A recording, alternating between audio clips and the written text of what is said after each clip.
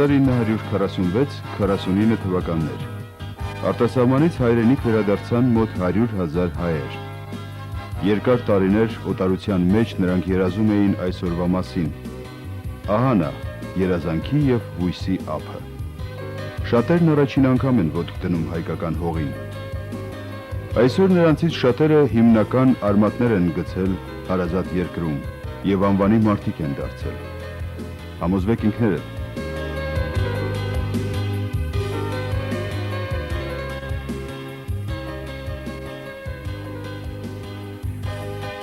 Տարիներ առաջ Եգիպտոսից գաղթեց Գոհար Գասպարյանը, որի տաղանդը հզորացավ հայրենիքում, այստեղ նա արժանացավ համաշխարհային փառքի։ 1946 թվականին Հայաստան ներգաղթեց նաև մեր այսօրվա հերոսը, հանրապետության ժողովրդական արտիստ Տիգրան Լևոնյանը։ Տիգրան Լևոնյանը ծնվել է Բեյրութում, սովորել է Ճեմարանում, փոքր տարիներից ելույթ է ունեցել Վարյետեում։ Հայրենիք ներգաղթելուց հետո սովորել է խորեգրաֆիկ ուսումնարանում, եղել է Պատանի հանդիսատեսի թատրոնում մանուկ դերասան։ 5 տարի Մեծն Գալենցի մոտ ուսանել է նկարչության հիմունքները։ Ապա սովորել է Երևանի գեղարվեստաթատերական ինստիտուտում Վարդան Աճեմյանի կուրսում։ Հետագայում ավարտել է Կոմիտասի անվան պետական կոնսերվատորիայի վոկալի բաժինը և Մոսկվայի Թատերական արվեստի պետական ինստիտուտի օպերային ռեժիսուրայի բաժինը։ 1968 թվականին առաջին անգամ նկարահանվել է Կարինե գեղարվեստական երաժշտական ֆիլմում։ Հետագայում ինքն է նկարահանել մի շարք ֆիլմ-օպերաներ։ 1961 թվականից Ալեքսանդր Սպենդիարյանի օպերայի և բալետի պետական թատրոնի մեներքիչ է։ Որպես երգիչ և բեմադրող ռեժիսոր հանդես է եկել Սովետական միության և աշխարհի բազմաթիվ բեմահարթակներում։ 1977 թվականին նշանակվեց օպերային թատրոնի գլխավոր ռեժիսոր։ 1990 թվականից 2000 թվականը եղել է թատրոնի գեղարվեստական ղեկավարը։ 1992 թվականից Կոմիտասի անվան պետական կոնսերվատորիայի օպերային պատրաստման ամբիոնի վարիչն է։ 1993 թվականին ընտրվել է Եվրոպայի երաժշտական թատրոնների ակադեմիայի անդամ և այսպես Տիգրան Լևոնյան։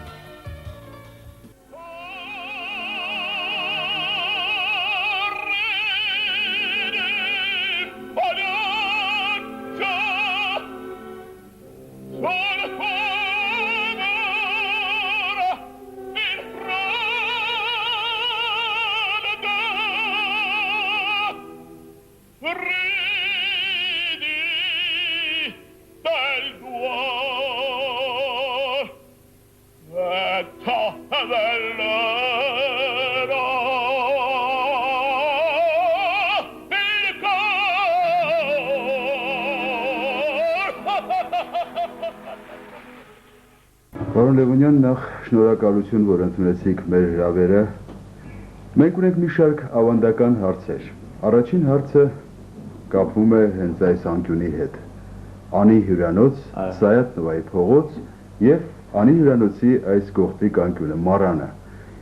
Հիշողություններ շատ, ոչ միայն այս անկյունի, այս շենքի, այս փողոցի այն քիչ,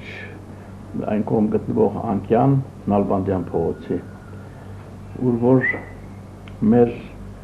մայրենական, պապենական տունն է, որտեղ որ մենք արդեն 40 տարի առաջ բնակվում էինք և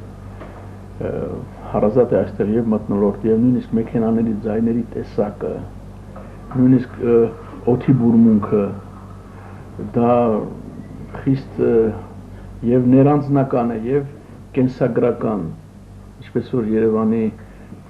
ամենասիրելի այս անկյունը մեզ համար անմոռաց է իր ամեն ինչով, Երբ քաղաքը քո կենսագրությունն է, դու էլ քաղաքի կենսագրության մի մասնիկն ես, շատ հաճելի է շփվել այսպիսի միջավայրերի մեջ, ուր որ մեր կենսագրությունից ինչ-որ մի հատված կա ինչ-որ մի սրտի կտոր, կա մի հիշողության, մարդկանց մասին հիշողություն և շատ ինձ համար հաճելի է այս պահը։ Ծնվել եք Բեյրութում, ինչպես մեր զրույցի ժամանակ ինչ նկարանում ասացիք, ծնվել եմ Բեյրութում, լավ էլ արել եմ։ Ավրես 1946 թվականից Երևանում եք բնակվում, ստեղծագործում, համարում եք ձեզ երևանցի։ Մի անգամ այն, և այդ արդիվ ես ունեմ իմ տեսակետը, որ առասարակ, ինչպես օրինակ լինում է, որ թատրոն է գալիս մարդ և մեկ օրում դառնում է թատրոնի մարդ, իսկ մարդ կա, որ 30 տարի ապրում է թատրոնում, այդպես էլ թատրոնի մարդ չի դառնում։ Եվ ես գտնում եմ, որ բուն երևանցին միայն նա չէ, որ ծնվել է Երևանում, այլ նա հենց որ իր այստեղ գալուց առաջի իսկ վայրկյանից դառնում է երևանցի, դառնում է քաղաքի և տերը և ծառան միաժամանակ, պաշտում է այս քաղաքը, ամեն մի անկյունը քաղաքի, ամեն մի քարը, մայթը, որովհետև ինձ համար ամեն մի մայթ, ամեն մի անցում մի յուրօրինակ վառ, ցայտուն, անմոռաց հիշողություն է մեր մեծերի մասին, մեր ընտանիքների, մեր նախորդների մասին, մեր հայրերի, մայրերի, քույրերի, եղբայրների մասին։ Եվ ի վերջո գալիս է մի ժամանակ, որ նույնիսկ ես ամսի խանդաղատանքով եմ վերաբերվում նախկին խուժաններին, նույնիսկ նախկին այն գողերին, որոնք իմիջիայլոց ավելի մարդկային օրենքներ ունեին, քան այսօրվա շատ ոչ գողեր կամ պաշտոնյաներ։ Ինչը օրինակ կերտել են մեր քաղաքի պատմությունը։ Այո, և գիտեք կային մարդկային այնպիսի արժանիքներ, որոնք ուղղակիորեն հատուկ էին Երևանցուն։ Երևանցու նկարագիրը ինձ համար պաշտելի նկարագիր է։ Իր տեսակով, իր հյուրասիրությամբ, իր հյուրընկալությամբ, իր հարազատին օգնության հասնելու հատկությամբ, հարևանություն անելու հատկությամբ և ի վերջո երևանցին աննահանջ բնավորություն է։ Ինձ շատ է դա դուր գալիս, որովհետև նույնիսկ ես երևանցի եմ դարը հենց գալուցս հենց երկրորդ օրը, որովհետև մինչև մրուրը ըմբոշխնեցի և երջանկությունը մեր քաղաքի, և վատ կողմերը, և փողոցի կյանքը, և շուկայի կյանքը, որովհետև 9 տարեկան, 10 տարեկան է, բայց ամբողջ տան հոգսը առուծախի իմ վրա էր, և ես սև շուկաներում էի նստում, մեր տան մանր-մունր ապրանքները ծախում, որ երեկոյան ուտելիք առնեմ բերեմ տուն, որտեղ որ իմ ամենակրտսեր եղբայրը Արմենը ընդամենը 15 օրեկան էր, երբ մենք եկանք։ Այսինքն մայրս կապված էր ձեռքով ոտով մեր 4 երեխաների յանքը հոգալով, իսկ հայրս գործ փնտրելու առաքելությամբ էր տառապում, և 2 տարի շարունակ ես այդպես հերթերի մեջ, ես առուների մեջ ընկած երբեմն, նույնիսկ ինձ գետառն են նետել ջարդուխուր տանելով մի անգամ, բայց ես այդ չարչարանքների, տառապանքների միջից քիչ ասել սիրեցի, պաշտեցի Երևանը և Երևանցուն, ես ինքս դարձա երևանցի։ Եվ իհարկե պիտի ասեմ, որ երևանցին իր էությամբ, իր հպարտությամբ, իր թասիբով, իր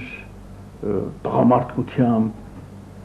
և երևանցին միայն տղամարդ չէ, նաև կանայք, որոնք իրենց էությամբ և հնքուշ են և միաժամանակ շատ հոգատար և ընտանիքի մայր, սրանք հատկանիշներ են, որովհետև ես ասում եմ սա որպես մարդ, որ ես շատ եմ շփվել այլազգիների հետ, շատ եմ ապրել Եվրոպայում, այլ երկրներում, Ռուսաստանում ի վերջո, բայց իհարկե ինձ համար հայի և հատկապես երևանցու նկարագիրը անկրկնելի է, անկրկնելի։ 55 տարի է արդեն բնակվում եք Երևանում։ Աստված է։ Չէ եկել մտածել։ Յուրաքանչյուր երևանցի ունի իր երևանյան հեքիաթը։ Միգուցե մի քանի հեքիաթ։ Ձեզ համար որն է ամենաթանկարժեք երևանյան հեքիաթը։ Ինձ համար երևանյան հեքիաթը այն է, երբ մեր այս օրհնված մայթերին քայլում էին Ավետիք Իսահակյանը, Վահրամ Փափազյանը, Սողոմոն Տարոնցին, Մարտիրոս Սարյանը, Հարություն Գալենցը, Հրաչյա Ներսեսյանը, Արմեն Ուլակյանը, Վարդան Աճեմյանը, լուսավոր անձնավորություններ, որոնք ինձ համար պաշտելի են եւ մեր քաղաքը օրհնված էր նրանց ներկայությամբ։ Նրանք քաղաքի օրհնանքն էին։ Եվ այդպիսի մի մթնոլորտում, երբ ես օրինակ ժամերով երբեք չէի ձանձրանա քայլելու այդ վարպետների հետևից, հերվից տեսնելու իրենց ժեստերը, թե ինչի մասն են խոսում, մոտենալու երբեմն։ Հետո բախտը ինձ մեծ երջանկություն բարգվեց, որ ես անձամբ նրանց հետ ունեցա շատ մեծ շփումներ։ Եվ իհարկե ինձ համար Երևանցու կերպարի գերգագաթնակետը, որին նաև իմ կենսագրության գերգագաթնակետն էր, դա իմ սիրահարվածությունն էր Գոհար Գասպարյանի վրա, որտեղ այն ժամանակ այս բոլոր մտավորականությունը իրար խառնվեցին, ինձ հետ առանձին խոսել են եւ Ավետիք Իսահակյանը, եւ Վարդան Նիկիտիչը Աճեմյանը, եւ Արմեն Գուլակյանը, եւ Գալենցը, եւ Մարտիրոս Սարյանը, սթափեցնելու համար ինձ արդյոք ես ճիշտ քայլ եմ անում թե ոչ, արդյոք գիտակցում եմ ես ինչ եմ անում թե ոչ, ես շատ խորապես էի գիտակցում եւ իհարկե ամենից լավ ես հիշում եմ Ավետիք Իսահակյանի հետ կապված մի դրվագ, երբ ես ու Գոհարը մտանք հյուրանոց եւ տեսանք այնտեղ կանգնած են Ավետիք Իսահակյանը, իր տիկինը, Վարդան Աճեմյանն էր հետները, մի քանի այդպես մտավորականներ, ես ու Գոհարը փորձեցինք շատ արագ խուսափելով իրենցից բարձրանալ մեր հարկաբաժինը։ Մենք 9 ամիս ապրում էինք Երևան հյուրանոցում, մի տուրիստում։ Եվ այդ ժամանակ հանկարծ ես լսեցի Ավետիք Իսահակյանի կնոջ ձայնը, որ բարձրաձայն ասեց. «Գոհար, չամաչեցիր»։ Մենք քարացանք տեղում, Իսահակյանը այնպես բարկացավ, շուր եկավ, չգիտեր, դողում էր այսպես եւ ասեց. «Զսպիր քո նախանձը»։ Դու ասեց ինքդ ուզեիր հիմա այսպես սիրահարված լինեիր այսպեսի մի երիտասարդի վրա։ Սա ազնվագույն ռոմանտիկ սեր է, աբրիկ, գնացեք ձեր գործովսկի հետ էլ մի նայեք։ Եվ չգիտեմ նա անկեղծ էր դա ասում, թե բայց երևի շատ անկեղծ էր ասում, որտեղ ուղղակի կարմրատակել էր։ Եվ ուրեմն ամբողջ քաղաքը ուղղակի լավայի պես այսպես խլտվլթում էր այդ խոսակցություններով, քննարկում էին մեր ամուսնության թեր եւ դեմ կողմերը եւ իհարկե եւ շատ քչեր կային, որոնք մեզ աջակցում էին մեր այդ քայլի համար, բայց ուրեմն նրանք, ովքեր որ կանխատեսում էին, թե ընդամենը 3 ամսով է այդ կապը, նրանք չարաչար սխալվեցին։ Ես անչափ հիմա մեղկանում եմ իրենց այդ կանխատեսումների համար, որովհետև ի վերջո 46 տարի անցավ մեր ամուսնությունից եւ դա գուցե ամենաերջանիկ ամուսնություններից մեկն է։ Իսկ դա սեր առաջին հայացքից։ Այո, ես ուղղակի առաջին անգամ որ լսեցի իր երգեցողությունը, ես քունուդաթար կորցրեցի եւ ուղղակի դա խնդենալիք մի զգացողություն էր, մանավանդ իմ մեջ շատ ուռճացած էին ռոմանտիկ գրականությունը,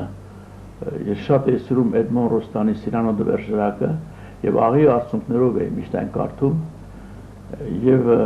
ակամա կարծես թե այդպիսի մի ուռճացում եկավ իմ մեջ հենց այդ սերոկապակցության, ես բազմաթիվ բանաստեղծություններ գրեցի,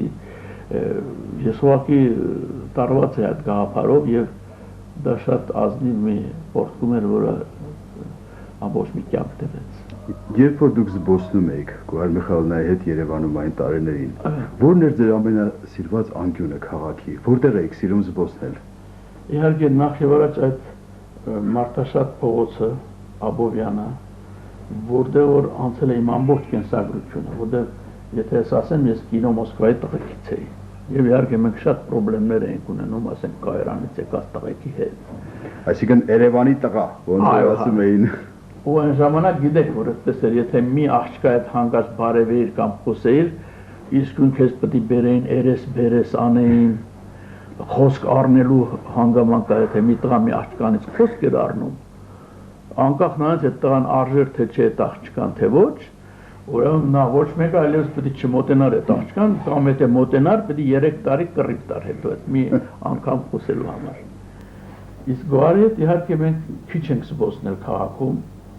քիչ ենք զբոսնում, որովհետև եւ հաճելի եւ երբեմն շատ տհաճ ռեպլիկներ են գնում, որ մեզ թափեցնող թե այդ ինչ, բայց դա էլ ինձ համար այսօր շատ սիրելի է, որ ամբողջ քաղաքը այդպես խանդավառանքով եւ ներվային վերաբերմունք ուներ դեպի գոհարի ճակատագիրը, իրենց պաշտելի գոհարին հանգարց գալիս է մեկը, որ իրենք չեն ճանաչում։ Իսկ ինձ մյուս կողմի մարդիկ ասում են, ախր դու տաղանդավոր երիտասարդ ես, Վարդան Նիկիչն ասում է, Տիգրան, ես ինչ ասեմ, նա քեզ պետք չէ, ախր դու առանց նրան էլ մեծ դերասան ես դառնալու բան։ Բայց Վարդան Նիկիչ, եթե դու կարող ես ինձ տրիվիալ այդպիսի զգացումների մեջ կասկածել եւ այլն, եւ իհարկե շատ մենք այդ ժամանակ ընկերում էինք Արմեն Ջիգարխանյանի հետ, որպես երկու եղբայրներ, հաճախ ես էի իրանց տանը քնում, ինքը հաճախ մեր տաններ քնում։ Զուգահեռ կուրսերում էիք սովորում։ Եւ ինքը ճիշտ նույնպիսի մի իրավիճակի մեջ էր կապված դերասանուհի Վանովսկայա կար, որ իրանից նույնպես կարիքով անհամեմատ մեծ էր, բայց ուրեմն նա միշտ Արմենին փնովում էր, ասում որ տես Տիգրանը ինչ քաջ տղա է, ինչ քայլիկ են ասում։ Իսկ դու ասում ես, պես վախկոտի պես թաքցնում ես մեր կապը եւ այլն բան, եւ այդ հորիվը այդ կինը շատ մեծ ցնցումներ ունեցավ, հետո հոգեկան խախտումներ ունեցավ եւ այլն։ Եվ Արմենի մայրն էլ շատ դեմ էր այդ բանին, ասում էր ուրիշ հարց, Տիկոն ուրիշ տղա է, դու տենց չես ախր։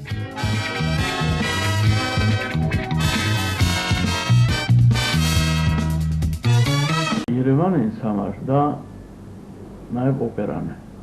դա Միհրան Երկաթն է, Թաթևիկ Սազանդարյանն է, Նար Հովհաննեսյանն է, լուսավոր, պայծառ, տաղանդավոր դեմքեր, որոնք իրենց կյանքը մոմի պես այրեցին հանուն այդ ճկնաղ արվեստի, որոնք իրենք ստեղծեցին։ Ավագ Պետրոսյանը, տեսեք ինչ անուններ է սրանք, ինչ պայծառ ազգային գործիչներ, որոնց մակարդակին հասնելու համար մենք ոչ միայն շարունակ դեպի առաջ պիտի գնանք, այլև երբեմն մեր գաղտնաթափից հայացքը պիտի հառենք դեպի ետ, դեպի նրանց, ովքեր ստեղծեցին այն չափանիշները, դեպի որոնց մենք ձգտում ենք գնալ եւ հասնել։ Անուններ թվարկեցիք,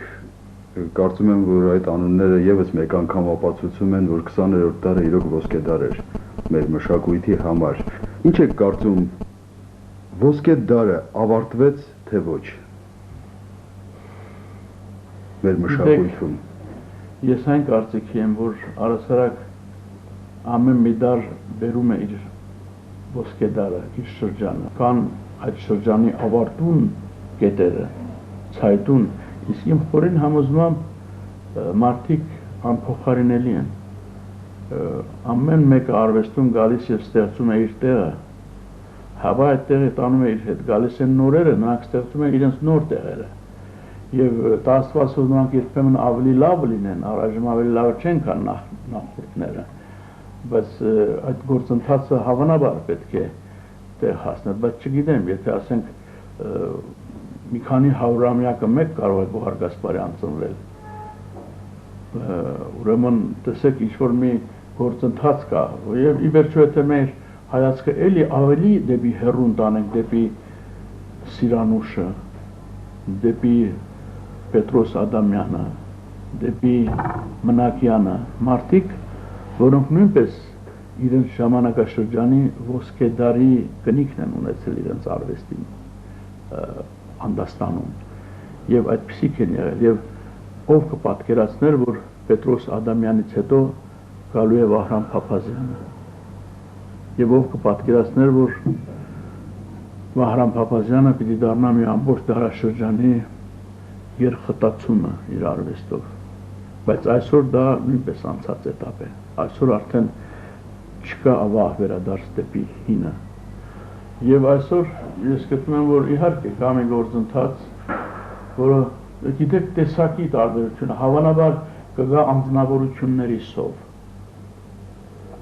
որովհետեւ տեսեք օրինակ իմ վերջին տարիների բեմադրությունները, 6-7 բեմադրություններ մեծածավալ, մոնումենտալ, որոնք իրենք հայեցակարգային եւ համակարգային են իրենք ամբողջ մի մեծ մթնոլորտ են ստեղծում բեմի վրա։ Եվ այդ ներկայացումների մեջ երբեմն ոչ այնքան հանճարեղ երգիչը կարող է լավագույն տպավորություն թողնել գումարվելով բեմադրության բերած մթնոլորտի գաղափարներին եւ զգացումներին։ Իսկ նախինում լինում էր մի խեղճ ու կրակ տրավիատա բեմադրության մեջ, Գոհար Գասպարյանի պես մի երգչուհի դարձնում էր արվեստի հրավառություն այդ ներկայացումը, այսին անձնավորությունը փոխարինում էր ամբողջ մի կոլեկտիվի կամ համակարգի։ Ինչպես որ տեսեք Վահրամ Փափազյանի Օթելլոն այդպես էլ գրեթե իր կողքին չունեցավ համարժեք Իագո Կասիո կամ Դեզդեմոնա։ Նա միշտ տասնյակ գլուխ բարձր էր լինում իր շրջապատից։ Բայց այսօր արդեն անհանդուրժելի է ներկայացում, որտեղ որ չկա անսամբլ։ Այսօր առավել հզոր է անսամբլային թատրոնը։ Այսինքն ի վերջո տեսեք մի կարուզոին գալիս են փոխարինելու տասնյակ երգիչներ եւ հրաշալի Դեզդեմոնա, ասենք Կաչարիչարելի, կողքին շատ լավ Օթելլո Դոմինգոն կամ ավելի հանճարեղ Մարիո դել Մոնակո, կողքին Պավարոտի, կողքին ասենք Բրուսկանտինի բարիտոն, որը կարող է հրաշալի լինել, բայց նրանք բոլորը միասին չարժեն մի կարուզոյի։ Այսինքն հավանաբար մեծ անձնավորությունների ժամանակաշրջանը ճիշտ նկատեցիք, որ ինչ որտեղ կարծես թե մշուշվում է անցյալի լուսավոր հեռանկարում։ Լավ, այսօր դուք դասավանդում եք Կոմիտասի անվան պետական կոնսերվատորիայում, ղեկավար եք այնտեղ օպերային բաժնի։ Վաղվա մեր օպերան տեսնում եք այսօրվա ձեր ուսանողների մեջ։ Այո, բայց տեսեք, իմ արդեն ես չեմ ուզում կրկնել, բայց ձեր հարցը շատ հետաքրքիր է, բայց իհարկե դա անսամբլային թատրոն է, որ ասեմ ես, որ տեսնում եմ ամսի հրավառ աստղեր, որ տեսնում եմ, ասենք, Գոհար Գասպարյանի նախանշանը ինչ-որ մեկի մեջ ոչ։ Ես այսօր, ասենք, ինքս կազմակերպել եմ բազմաթիվ անուշներ, եւ շատ լավ, եւ Անահիտ Մխիթարյանը լավ անուշ է, Գայանե Գրիգորյանը, Արմինե Սեյրանյանը, բայց ես ում էլ որ լսում եմ, ականջիս մեջ իհարկե Գոհար Գասպարյանի հանճարեղ կատարումն է, որ ցնցում է, որ դասական կատարում։ Այո, որ իր էությամբ, իր արթմնի եւ երազային եւ ենթագիտակցական լայն աշխարհով եւ ի վերջո ես կարող եմ մի 24 նախադրյալ թվարկել մեկ ձայնի մեջ, երբ որ հանում ասենք ոգին, պոեզիան, բանաստեղծականությունը, խորքը, հրճվանքը, կենսասիրությունը, կյանքը ինքը, մեղեդին, խոսքի արտաբերումը, զգացմունքների փունջը այդ պահին, երանգը, ոճը եւ կարող եմ այս նախադրյալները շարունակել։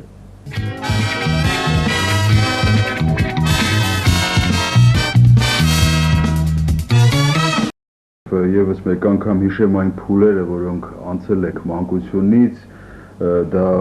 նախ Ճեմարան, հետո Վարիետե, հետո այստեղ անցել եք նկարչության դասընթացներ Կալենցի մոտ, հետո Պարարվեստի ուսումնարան, խորեգրաֆիկ ուսումնարան, հետագայում Պատերական ինստիտուտ, Պատանի հանդիսային թատրոն, մի խոսքով ես արդեն թվարկել եմ դրանք, այդ ամենը պատրաստում էր ապագա ռեժիսորի։ Չէ՞ որ դրանք այն նախադրյալներ են, որոնք անհրաժեշտ են ռեժիսորի համար։ Շատ ճիշտ է, այո, այսինքն դա այն փունջն է։ Այսինքն դուք երազում եք դառնալ ռեժիսոր։ Չէ, գիտեք, գիտակցաբար էր դա, թե ոչ։ Չէ, ես ուզում եի հենց միայն երգիչ եւ ուզում եի դերասան, որը որ իրեն պիտի չծանրաբեռնի մտավոր լարվածություններով, բայց հավանաբար տեսակ կա մարդկային, որ ես չէի կարող շրջանցել տեսությունը։ Ես ինչով էլ զբաղվի, ասենք, երկարվեստով, ես անպայման պետք է այդ մասին հատորներ գրեի, թե ինչ է երկարվեստի տեսությունը, ի վերջո ինչ է նկարչությունը, տեսականորեն, եւ ուրեմն ստեղծել ինչ-որ կառուցողիկ մի հանգամանք, հայեցակարգ, որ ասենք անվանենք պայմանականորեն դպրոց։ Եվ ի վերջո այդ մտավոր հակումների գումարումը ստեղծագործական ունակությունների հետ բերեցին այն շերտը, որը որ իհարկե մեկնաբանական արվեստն է, այլ կերպ ասած ռեժիսուրան է։ Եվ դա էլ մի ահավոր բարդ գործընթաց էր ինձ համար, որ ես պետք է անպայման իմանայի, գիտեք, Գոհար Կասպյանն դեր բնավել վարժ չէր դասավանդելու գործում, հանճարեղ երգչուհի առաջին անգամ պետք է ինձ դաս տար, եւ ես ասացի Գոհար, ինչպես երգեմ, ասաց բերանդ, բաց երգե։ Ես լաց եղա այդտեղ հուսահատությունից, որտեղ ես սպասում եմ, որ ինձ բացատրեմ, ես ինչ անեմ, որ լավ ձայն դուրս գա։ Իսկ իր համար դպրոցը այնպիսի կատարելություն էր, որ այո, նա բերանը բացում երգում էր, ինչպես Կարոզոն էր դա անում։ Չէիր տեսնի տեխնիկական որևէ լարվածություն կամ դժվարություն, որը մատներ, թե ինչ ահռելի մեխանիզմ է ներսում աշխատում։ Հետո իհարկե, երբ նա սկսեց արդեն դասավանդել, սկսեց իր ներքին այդ մեխանիզմը սկսած մանրել եւ շերտ առ շերտ հանել, ասել այս սա է շնչառությունը ճիշտ, այս սա է գլխաձայնը, սա է կրծքաձայնը, սա է ձայնալարի աշխատանքը եւ այլն։ Իդեպ ասեմ, որ մի առիթով իմ շատ մոտ ընկերս Էմանուել Մանուկյանը մեքենայով տեղ էին գնում Էջմիածին, թե որ ինձ հարցեց, ասեց Տիգո, ճիշտ շնչառություն երգչական որ մեկն է։ Ասի Մանուել ջան, գիտես ինչ, նախ պիտի, հետո կանգ առա, ասի լսի, դու ինձ ուզում ես երկու նախադասությամբ քեզ բացատրեմ մի բան, որը 5 տարի պետք է աշակերտին սովորացնես, այլ չեմ կարա։ Հետո ծաղեցինք։ Իհարկե, այդ 5 տարիներից հետո է որ գալիս այն դյուրին վարպետությունը, որը հանդիսատեսի համար բերանտված երգեի համարժեք է։ Եվ իհարկե ինձ հիշեցրիք իմ հայրենադարձությունը եւ դա ինձ համար եւ զավեշտա ողբերգական եւ հրճվանքի վերջո գիտեք երկու հսկայական գետեր,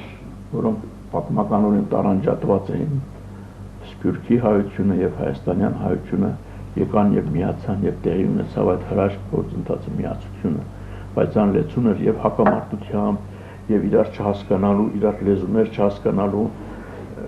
բայց երկու եղբայրներ էին դրանք, որ եկան եւ համաձուլվեցին եւ հիշում եմ, ասենք լեզվական իմաստով իրար չհասկանալու մի զավեշտալի դեպք է ինձ հետ, ես եւ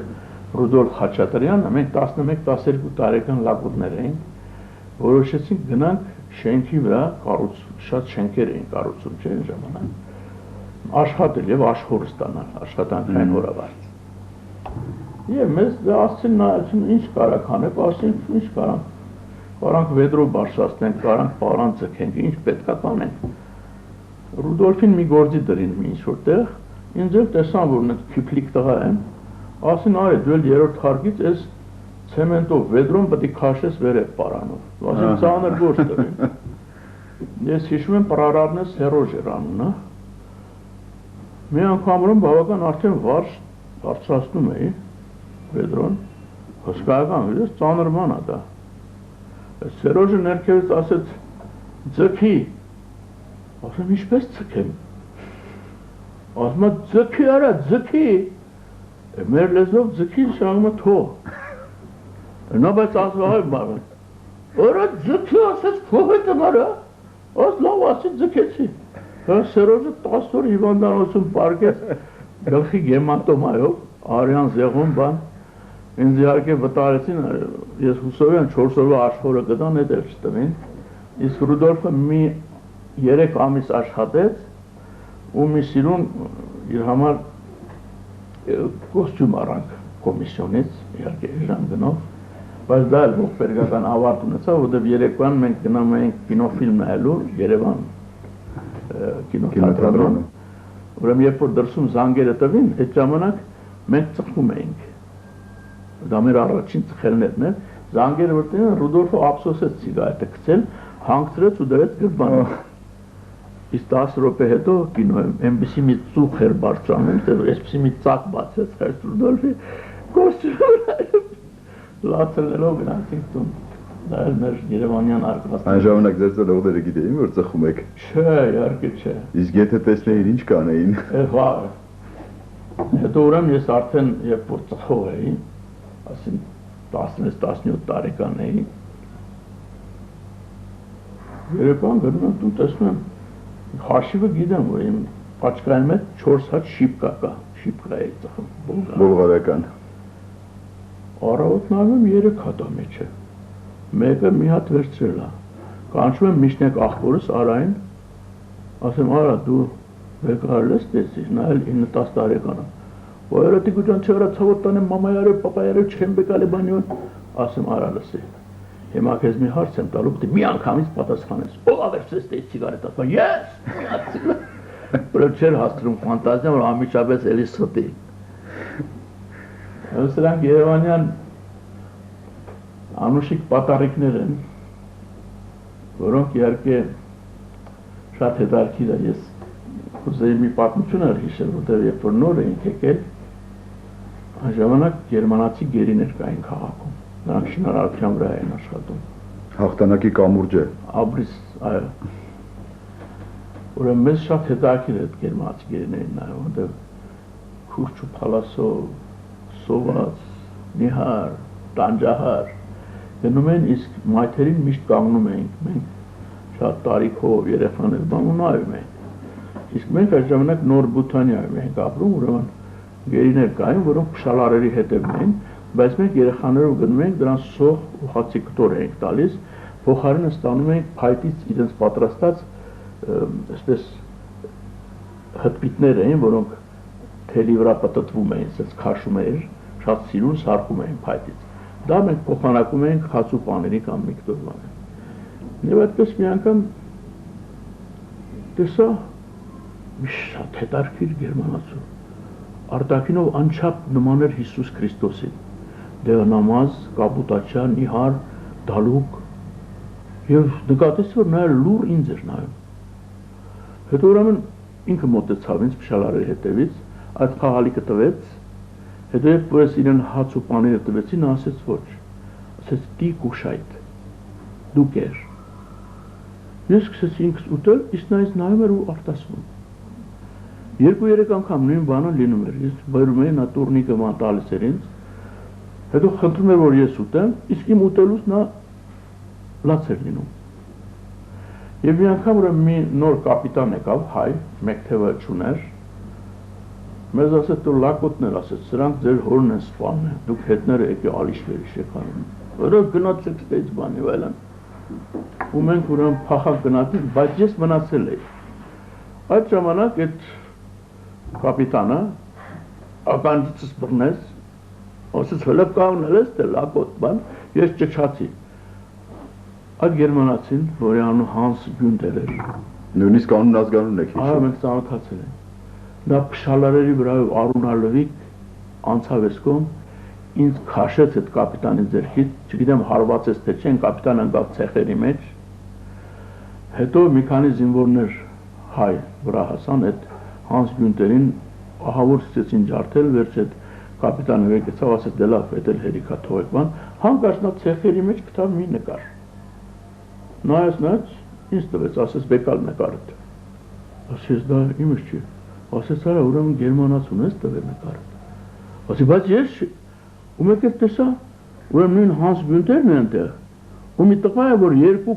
կտոր խնձորը կիսած ինձ է նման։ Նրա տղան է ուրեմն։ Հետաքրքիր բան է։ Դրա համար էր նա ինձ ստիպում ուտել հաց ու պաները եւ իր երեխային հիշելով արտասվում էր։ Հետո ուրեմն գնացին նրանք անհայտացան, բայց ես հիշում եմ նաեւ գերիների հանդեպ հայ մարդկանց ահավոր մեծ սրտի, մեծ ներողամտության զգացողությունը, որտեղ Աբովյան փողոցի վրա էր մեկը վազելով եկավ մի խեղճ ու կրակ գերմանացու մի կտոր հաց պանիր տվեց մի տատիկ։ Հետո երբ որ ուրեմն մեկը ասեց, «Դու չես համաչում», ասեց։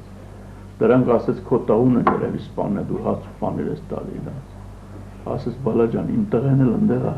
կարող է գերմանացի մամն էլ իմ տղուն մի կտոր հաց կտամ դեղ»։ Ես էլ զավակ չի, ասեց, նոր զավակ։ Ու այդ մթնոլորտը դեցում էր եւ բարության, եւ ռիժարության, եւ ուրեմն ահավոր վխտում էին որբ երեխաներ, բայց այդ ամենի մեջ կար մի լավատեսական գույն, որի մասին շատ լավ էր ասել Ռուբեն Զարյանը ժամանակին ես հեռուստատեսությամբ լսեցին, ասեց, մենք ասեց չոր հացով էլ կարողանում ենք, ասեց, խնջույք անել, որովհետև մեզ զգում էինք ապակայի մարդիկ, այսօր դա է մեզ պակասում։ մեզ պակասում է ապագայի մարդ զգալու զգացումը, որովհետև այդ ժամանակ հիշեք ձեր ուսանողական շրջանը, ինչ նեղություններ կարող եք տանել, որովհետև գիտես, որ վաղ ավարտելու ես ու դառնալու ես այս քաղաքի տերը։ Իսկ այսօր կարծես թե քաղաքը խուսափում է մեզանից, թե մենք ենք խուսափում։ Եթե այն ժամանակ է Ռուբեն Վարուժը ասում ապագայի մարդկանց մասին, բա հիմա ինչ կասեր, եթե լիներ։ Իսկապես։ Գիտեք, ինչ քիչ առաջ ասացիք, հիշեցիք, որ վերադարձել եք հայրենիք, այդ օրերը, երջանիկ օրերը, իսկ ինչպես եք վերաբերվում այն հանգամանքին, որ այսօր հակառակ process-ն է գնում։ Մարդիկ թողում են իրենց հարազատ Երևանը, հարազատ Հայաստանը։ Չէ՞ որ մեր տնից որ ամեն օր իջնում եմ, ես անցնում եմ ամերիկյան դեսպանատան կողքից, եւ երբ ես տեսնում եմ այդ հսկայական հերթերը արտագաղթողների, ես իհարկե միշտ հիշում եմ ներգաղթը, որովհետեւ ներգաղթը դա գաղափարական շարժում էր, դա հայրենիք գալու շարժում էր, ոչ թե մի կտոր հաց շարելու շարժում էր, դա ոչ։ Գիտեք, բոլորն էլ բարեկեցիկ մարդիկ էին եկողները։ Եվ իհարկե երևանցիները, որոնք հետ պատերազմյան թշվառագույն վիճակի մեջ էին եւ պատրաստ էին իրենց չոր հացը կիսել բանդուղտ եղբայրների հետ, եկողների հետ, զարմանում էին, որ ասում են դու շատ լավ վիճակում ես, եկել ես թե մեր հացը կիսես մեր հետ, դու կարգին հագնված, ցկնված եւ այլն։ Բայց իհարկե այն ժամանակ շատերը չէին հասկանում, որ դա պրոպագանդ կար, որ եկեք մեր սոված սպյուրքահայերին մի կտոր հացի տեր դարձնենք, բերենք հայրենիք, ոչ, սպյուրքահայերը եկան հայրենասիրությունից դրդված։ Եվ իհարկե այսօր ցավալի է, որ գնում են ոչ միայն հացի կտորի համար, գնում են, եթե այսօր հիմա շարեմ այն նախադրյալները, որոնց պատճառով հեռանում են, առաջին հերթին դա մարդկային անպաշտպանվածությունն է։ Մարդը այսօր պաշտպանված չէ ոչ մի բանից։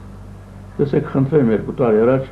մի մշակույթի նախարար ուզեց եւ մի րոպեում ինձ չեզոքացրեց իմ ասպարեզից եւ ես դարձա ազատ աքսորական իմ հայրենիքի մեջ։ Իմ պաշտելի Երևանի մեջ ես 2 տարի ազատ աքսորական։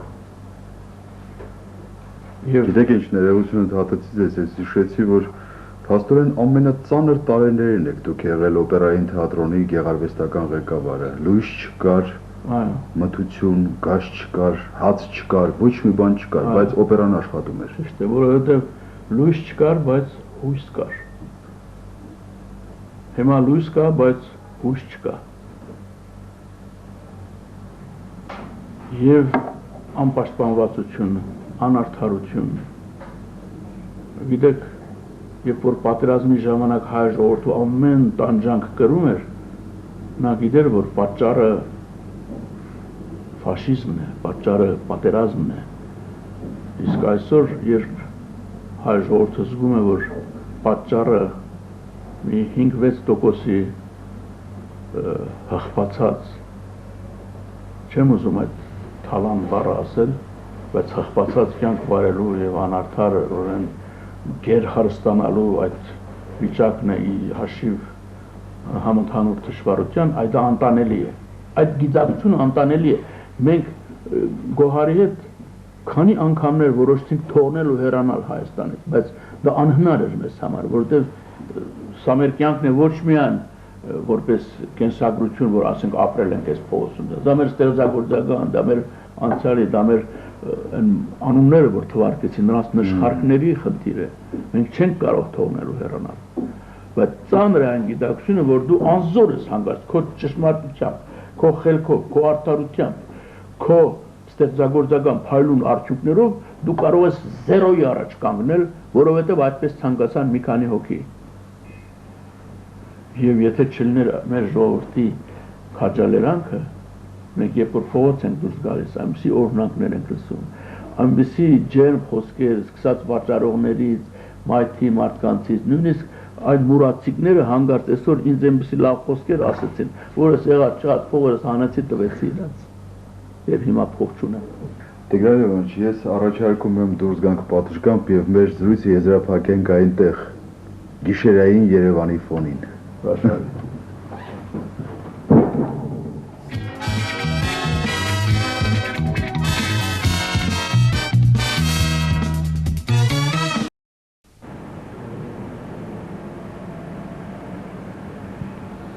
Այ քիչ առաջ ասում էիք, որ լույսը քիչ է մեր քաղաքում։ Հիմա ես նայում եմ, իրոք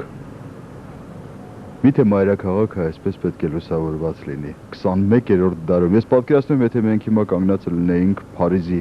որևէ շենքի տանիքում, մեր ֆոնում ինչ լուսավորություն կլիներ։ Տիգրան Լևոնիչ, ում կարող եք հիշել Երևանի քաղաքապետերից։ Իհարկե առանց իսկ մտածելու իհարկե Հասրաթյանին եւ հետո Արտաշես Գեղամյանին, որովհետեւ ինչ հարցով որ մենք դիմել ենք ժամանակին ընկեր Հասրաթյանին եւ պիտի ասեմ, որ նա միշտ ընդառաջել է եւ նույնը Արտաշես Գեղամյանին, թեև կարծեմ նա շատ կարճ ժամանակ է, բայց քանի հարցով մենք որ կամ ես կամ Գոհարը դիմում էինք անկախ նրանից թե նա ուղղակի որպես քաղաքի մարդ, քաղաքի տղա լինելով այդ պաշտոնին շատ մեծ աջակցություն տվեց քաղաքի շատ մարդկանց եւ հատկապես մշակույթի մարդկանց։ Իսկ ինչ վերաբերում է այս լույսերին, հիմա ես նայում եմ եւ հիշում եմ հետեւյալը։ Դե անթիվ հազարավոր անգամներ ենք մենք ճանապարհորդել եւ միշտ երբ գիշերով վերադարձել ենք Երևան, մեր հրճվանքն է եղել միշտ այն պայծառ բազմաթիվ լույսերը, որ երկնքից շողշողում էին եւ մեզ ավետում էին, որ մենք վերադառնում ենք տուն, մեր հրաշք Երևանը։ Եվ հիմա ես այդ երեկոներն եմ հիշում, բազմաթիվ այն գիշերները, երբ մեր օդանավը էր կատարում, եւ այդ առնչությամբ հիշեցի հետեւյալը. մի լրագրող մի անգամ Գոհար Գասպարյանին հարցրել էր, ասել էր Տիգին Գոհար, դուք այդքան հազարավոր համերգներ եք երգել աշխարհի տարբեր քաղաքներում, ունեցել եք հանդիպումներ պրեզիդենտների հետ, շահերի, թագավորների, հայտնի մտավորական մշակույթի ներկայացուցիչների հետ, ինչն է ամենից շատ ձեզ մեծ ուրախություն պարգևել, այդ հանդիպումները, մեծ հոնորարները, քաղաքներ տեսնելը ինչն է ձեր հյուրախաղերի մեջ առանձնացել որպես ուրախություն։ Գոհարը պատասխանել էր. դուն վերաթարնալս։ Իսկ տունը մեր այս հրաշալի քաղաքն է, որ այսօր մեծ աջակցության կարիք ունի։ Այսօր պիտի փայփայել այն քաղաքը, որը ժամանակին մեզ է փայփայել։ Մեզ համար եղել է թիկունք, ելակետ, աշխարհի այն անկյունը, որտեղից մենք գնացել ենք տարբեր քաղաքներ ենք նվաճել, բեմեր ենք նվաճել, մարդկային սրտեր ենք նվաճել եւ այսօր հատկապես պետք է գուրգուրանքով վերաբերել մեր Երևանին։ Իսկ ձեզ համար ինչ են Երևանի գիշերները։ Երևանի գիշերները նախ եւ առաջ հենց ասեցիք, թե չէ մի պայծառ տիկնոջ անուն հիշեցի, մի մեծ արվեստագետուհու Թաթևիկ Սազանդարյանին, որին ես շատ եմ սիրել, հարգել, շատ մեծարել եւ նրա կատարմամբ այդ երգը Երևանի գիշերները անկրկնելի է։ Դա հիշեցի ես անմիջապես։ Իսկ Երևանին նվիրված երգերից որն եք ամենաշատը սիրում։ Ես շատ եմ սիրում Գոհար Գասպարյանի կատարմամբ Արտեմի Այժվածյանի Երևան երգը։ Գիտեք, դա խորհրդանշում է այն ժամանակվա հրճվագին Երևան ամբողջ մաժորներով գրված։ Հիշում եք այդ երգը։